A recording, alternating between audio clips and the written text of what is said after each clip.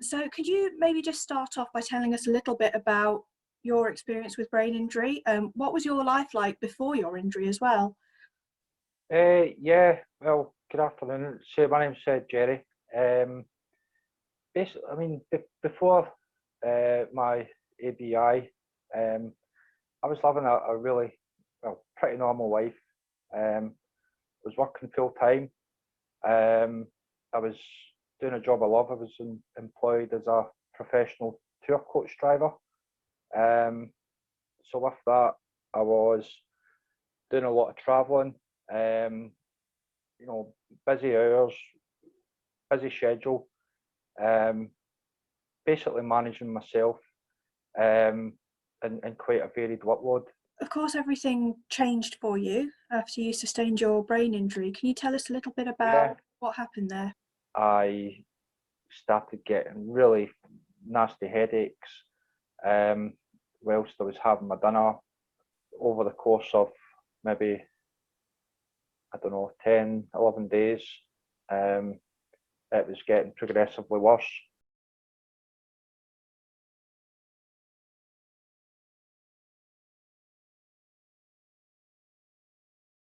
Well, I, I remember being driven home by my father from the hospital, Mm-hmm. and I, I, I had to I had to ask him to stop the car a few times because I was experiencing like motion sickness. Um, going round like roundabouts, and I Mm. felt like I was on the waltzers. So I was like, I couldn't, I couldn't balance my. I just the the it caused me to be sick a couple of Mm-hmm. times, and for me as a professional driver, that was really odd because that's not me. When I sort of realised that because of the seizures, I wouldn't be able to drive, Mm-hmm. it was a very, like, my world stopped. The simple thing of communication as well was difficult because I could be I could be sitting, at a table and Mm-hmm. looking at a jar of marmalade, and I could see the label. I could, Mm-hmm. recognise the colour, but Mm-hmm. I couldn't get the words out. I couldn't process what I'm reading. My coordination was out. I was like, I was eating and missing my mouth. I was, um, when I was walking as well, I had jelly legs. I had Mm. just things. I wasn't coordinating normal. Mm-hmm.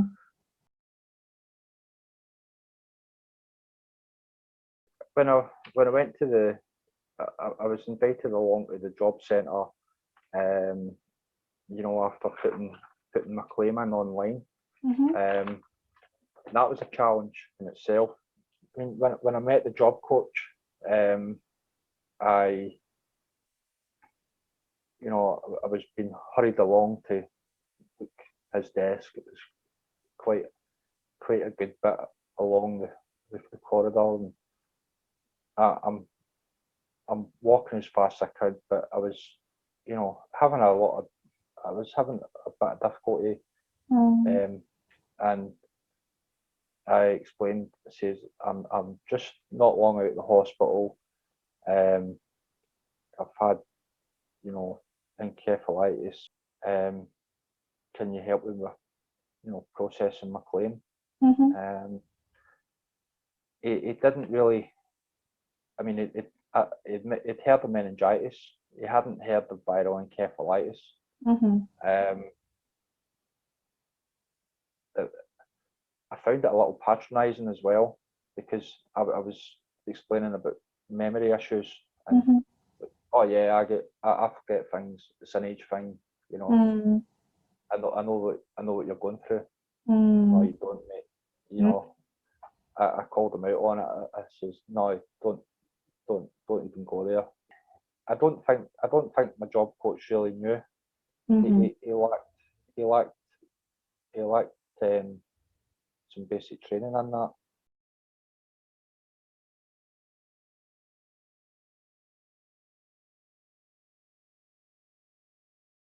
It has made it easier in a lot of ways. Even when, getting tradesmen to come to the house to do repairs, I used it a couple of times in shops as well. Like, in the early days of, like, how, like, shopping early at the supermarket, or it just made it visible. It made well, for me, I felt it made my disability more visible. Although there has been improvements, it's not anywhere close to what I was before. Yeah.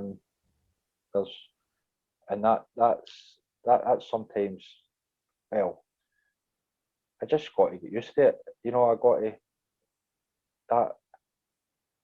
I always try to look at the positive side, but it's even that. It's hard to do that all the Yeah. time. It's hard to keep that positive.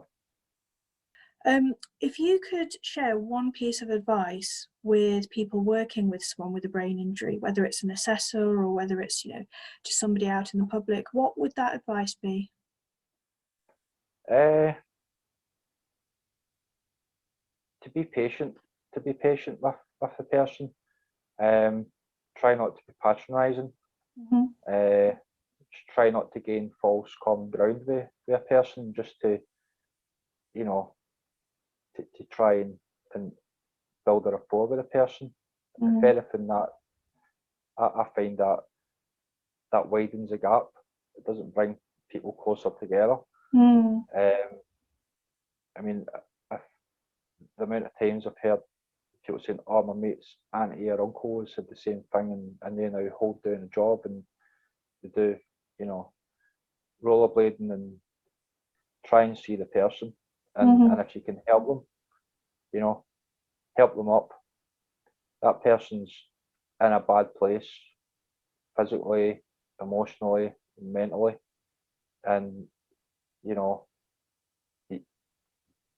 like, if I could go back to my work, I would, going into the job centre.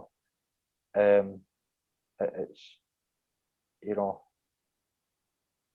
it's not it's not my first choice, a place to go and visit. Yeah. And I'm not going there for a day trip. I'm not Mm-hmm. going there for, because I've got nothing else better to do. I'm Mm. going there because I want and I need access to help and services that Mm-hmm. I've paid for throughout my working life, Mm-hmm. and just to help that person, Yeah. um, just to help that person, because one day it could be you in that position.